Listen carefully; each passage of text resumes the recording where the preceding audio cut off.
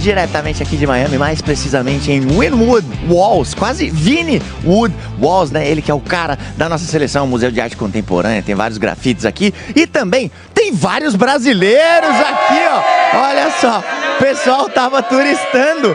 Essa bagunça, eu juro que eu não organizei, a gente tava passeando aqui e brasileiro tem em tudo quanto é canto, inclusive a gente tá feliz por conta dessa arte aí, ó. Olha só como ficou o nosso grupo, o grupo C da Copa, com o Brasil na liderança ali com 7 pontos, né? Mesma pontuação de Marrocos, mas tiramos uma vantagem ali no saldo de gols, então classificamos para a próxima fase com a primeira colocação. E ó, hoje a gente vai ficar sabendo se pegaremos Holanda, Japão ou Suécia, né? Estamos esperando o adversário e a gente ainda vai falar muito disso aqui no Globo Esporte. Mas é uma delícia assistir o Globo Esporte no dia seguinte que seu time ganha. Quando a seleção vence, então, é legal demais. Então se liga como foi a vitória de ontem diante da Escócia.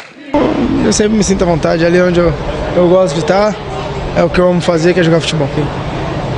Que não podemos falhar de jeito nenhum, é o time que falha menos é o que vai avançar, vão ser jogos perigosos, jogos difíceis, mas a gente vai estar preparado. Estou contente porque a equipe depois do primeiro jogo melhorou muito.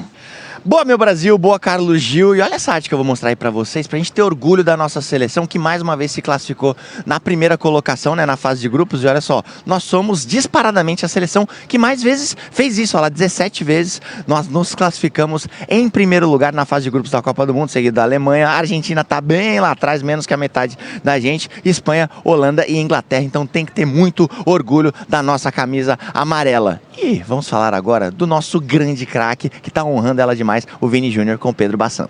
Antes da Copa, o Brasil ainda cobrava dele um desempenho melhor com a camisa da seleção. Mas o mundo já conhecia tudo o que Vini Júnior é capaz de fazer. Pois nesses últimos jogos, ele está surpreendendo o próprio mundo. Ele me pagaria um presente, então eu vou esperar, porque são coisas que são marcas importantes. De como ele podia chegar a essa Copa do Mundo. Para ele é uma honra jogar com a seleção. Está fazendo muito, muito bem. Ele baila, e olha só o grupo seleto que o Vini Júnior se juntou. Coloca aí na tela, esse aí é o grupo dos jogadores que marcaram gols em todas as partidas da primeira fase em Copas do Mundo. Olha lá, Jairzinho tem 4 gols, Romário com 3 gols, Ronaldo Fenômeno 4 gols, Rivaldo 3 gols e o Vini Júnior com 4 gols. Se você puder observar, todos os outros aí foram campeões, então ai, já me dá aquela ansiedade, já me dá aquele arrepio. Então realmente o Vini tá bailando e jogando demais com a camisa da nossa seleção. E ontem tivemos outro protagonista, mesmo sem ter jogado essa Copa do Mundo. Neymar tá de volta e ele sempre vai ser protagonista, e a gente vai mostrar para vocês agora como foi.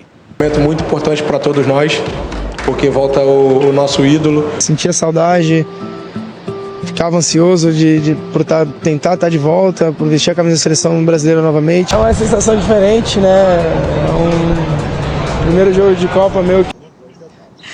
Tá aí o Neymar, que voltou a jogar ontem, gente. Já deu o ar da graça, já mostrou que tá preparado, tá recuperado pra gente ir pro nosso mata-mata. Tô aqui para passar a programação para vocês da seleção brasileira.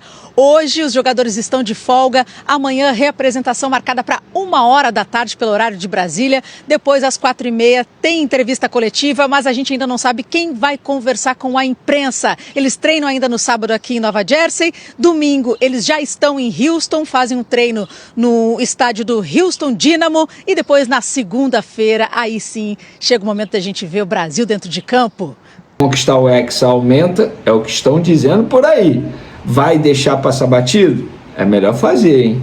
Então, vamos para mais um vídeo. É o seguinte, galera, eu estava lendo aqui significado de protagonista na história do teatro. Diz-se de ou o personagem mais importante do teatro grego clássico, em torno do qual se constrói a trama. História do teatro, que ou aquele que representava esse papel. Cinema, literatura. Diz-se de o principal personagem de uma peça de teatro, um livro, um filme, etc. Figurado, diz-se de ou indivíduo que tem papel de destaque num acontecimento. Vou botar um quinto item aí. Na seleção brasileira em Copa do Mundo, Vinícius Júnior. Esse é o significado de protagonista.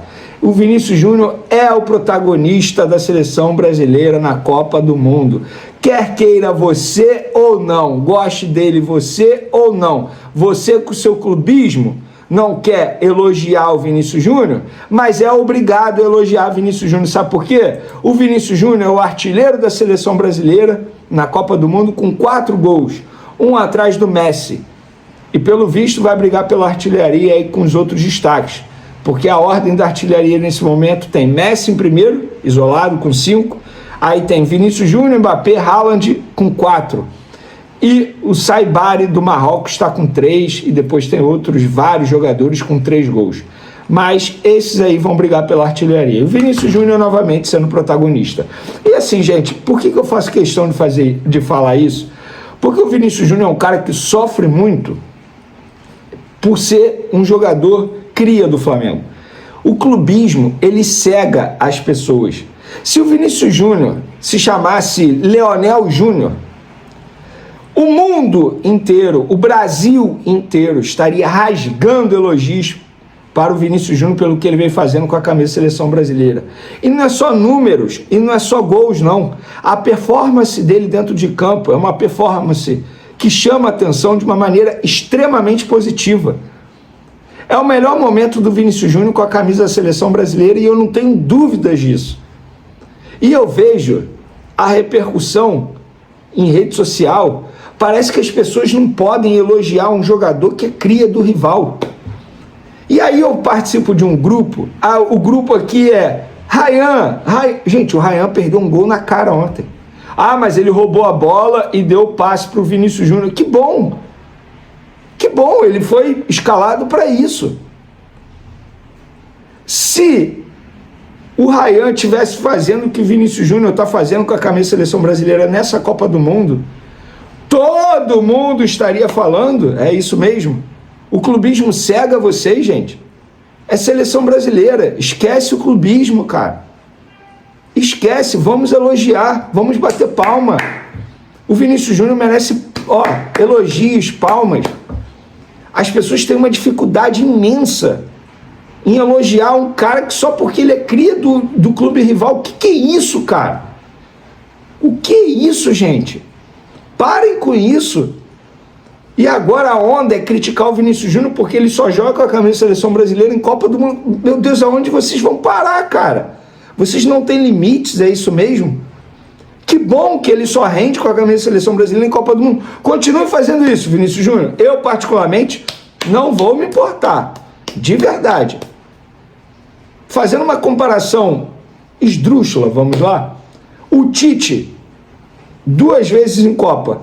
Nas 2 vezes ele foi muito bem no período pré-Copa e na Copa, era melhor ter sido ao contrário, não? Então, gente, olha só, parem com isso. Vamos elogiar o Vinícius Júnior, vamos bater palma. Tá jogando muita bola, tá fazendo gol, chamando a responsabilidade, tá driblando.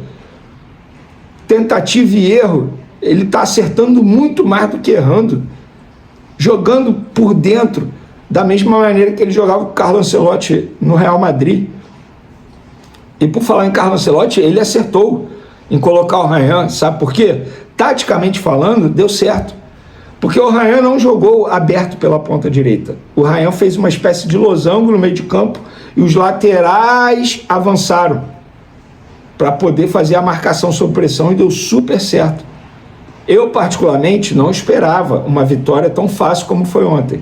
Inclusive, a arbitragem roubou um gol da seleção brasileira, gol marcado por Vinícius Júnior, porque aquilo ali, gente, não é falta nem no futebol brasileiro. Nem no futebol brasileiro. Os caras, não sei o que aconteceu ali. Então, assim, o Ancelotti, ele foi bem na escalação, embora eu tivesse opinado que eu começaria com o Luiz Henrique, mas eu entendi que, taticamente falando, ele fez certo, porque o Ryan acabou cumprindo o papel tático dele, embora tenha perdido um gol na cara, mas foi bem no jogo. Então, de maneira geral, a seleção brasileira fez um bom jogo, gostei demais. Eu acho que se antes a gente não tinha um norte, não tinha um caminho, agora está no caminho. O Ancelotti encontrou esse caminho. Se esse caminho vai levar ao título, a gente não sabe, só o tempo dirá. Mas pelo menos eu começo a ver uma seleção brasileira crescendo de produção e evoluindo durante a Copa do Mundo, o que é importante. Agora, classificou em primeiro. Inclusive, eu não sei o que me chamou mais atenção, a seleção brasileira fazer 3 gols na Escócia, porque eu não imaginava, a Escócia se fecha muito, ou o Marrocos levar 2 gols do Haiti, um Haiti já eliminado. Futebol, amigo, e as suas curiosidades. Agora, classificou em primeiro, espera o adversário da próxima fase. O jogo vai ser na segunda-feira, 2h da tarde, já está definido, e aí tem que ver se vai ser Holanda, Japão ou Suécia. Eu, particularmente, se eu pudesse escolher, seria Suécia, depois o Japão, depois a Holanda. Essa seria a minha ordem de escolha, mas vamos ver. Existe aquele ditado que quem quer ser campeão não escolhe adversário. Eu particularmente não concordo com isso. Se eu pudesse, eu sempre escolheria o adversário mais fácil. Além de pegar, teoricamente, um adversário mais fácil, a classificação em primeiro dá ao Brasil a oportunidade de continuar nos Estados Unidos, manter a base por lá. Porque se passasse segundo, a logística seria horrível para a seleção brasileira. Por exemplo, na próxima fase teria que jogar no México e depois ia ficar mudando de cidade a cidade o tempo todo. Desse jeito, passando primeiro não, a base da seleção brasileira continua em New Jersey, o que para preparação é ótimo, faz total diferença. Você não perde tempo com viagem, desgaste com viagem, porque pode não parecer, mas isso cansa também. Então, enfim, eu acho que a seleção brasileira fez um bom jogo, digno de aplausos. Gostei bastante das atuações do Douglas Santos, do Danilo nas laterais, Gabriel Magalhães jogando bem, o Alisson fazendo defesas importantes. Querendo ou não, essas defesas podem dar a ele uma certa segurança e confiança para o decorrer da Copa do Mundo. Enfim, gostei. Bruno Guimarães joga muita bola, Bruno Guimarães, Lucas Paquetá também muito bem. Então, de maneira geral, gostei muito do coletivo da seleção brasileira. Individualmente, já citei aqui os meus destaques. Vinícius Júnior, obviamente, foi eleito o melhor em campo. Então, dito isso, galera, palmas para Vinícius Júnior. Nosso craque, cria do Ninho do Urubu. Agora, Emerson Royal, galera. O Flamengo vem negociando essa venda de Emerson Royal ao Aston Villa. A primeira proposta foi de 9 milhões de euros. O Flamengo ficou balançado, mas aí o Aston Villa entendeu que pode aumentar essa proposta e comunicou aos empresários do atleta. De olho em oportunidades para fortalecer o elenco, o Flamengo acompanha atentamente o cenário envolvendo Luiz Henrique, atualmente no Zenit. Conforme a apuração do jornalista Antônio Carlos, o atacante segue sendo muito bem avaliado internamente e conta com a admiração de Leonardo Jardim, que considera o jogador um perfil compatível com a proposta de jogo desejada para a equipe. Nos bastidores da Gávea, a direção esportiva entende que Luiz Henrique reúne características capazes de acrescentar qualidade ao sistema ofensivo. Sua capacidade de acelerar as jogadas, vencer disputas individuais e criar espaços em setores congestionados do campo é vista como um diferencial importante para aumentar o poder de fogo do time. Além do talento ofensivo, o atacante também recebe elogios pela entrega sem a bola. A intensidade na pressão, o comprometimento na recomposição defensiva e a participação constante em diferentes fases do jogo são aspectos valorizados pela comissão técnica, que busca atletas capazes de contribuir coletivamente durante os 90 minutos. Caso surja uma oportunidade viável de mercado, a diretoria não descarta avançar em uma negociação. Entre os cenários analisados está a possibilidade de oferecer um contrato de longa duração, refletindo a confiança do clube no potencial de crescimento e no retorno esportivo que o jogador poderia proporcionar. A avaliação interna é de que Luiz Henrique teria condições de aumentar a competitividade do setor ofensivo, agregando criatividade, velocidade e capacidade de decisão.